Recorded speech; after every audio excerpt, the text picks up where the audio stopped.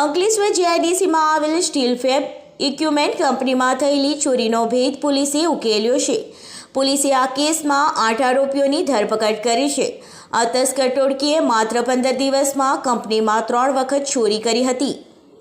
પકડાયેલા આરોપીઓમાં Rajesh Jain, Vardhaman housing society, Anwar Rathwa, Arun Vasava, Mukesh Jogi, Satish Rathwa, Rahul Vasava તમામ રેલવે લાઇન ઝુંપડપટ્ટી, આશિષ કુમાર સાહુ, સમતા સોસાયટી અને મુકેશ તડવીનો સમાવેશ થાય છે।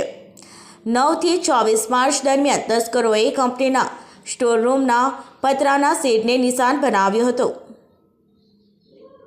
તેઓએ કુલ 3,92,000નો એસએસનો સામાન ચોરી કર્યો હતો।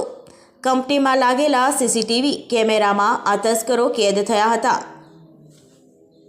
જીઆઈડીસી પોલીસે તપાસ દરમિયાન ડીમાર્ટ પાછળ આવેલી ઝુંપડપટ્ટીમાંથી 6 આરોપીઓને ઝડપી પાડ્યા હતા। આ ઉપરાંત ચોરીનો માલ ખરીદનાર 2 વ્યક્તિઓની પણ ધરપકડ કરવામાં આવી છે। પોલીસે આરોપીઓ પાસેથી ચોરી કરેલો તમામ મુદ્દામાલ પણ કબજે કર્યો છે। આ કેસમાં પોલીસની કામગીરીને કારણે ભવિષ્યમાં આવી ઘટનાઓ અટકશે તેવી આશા છે।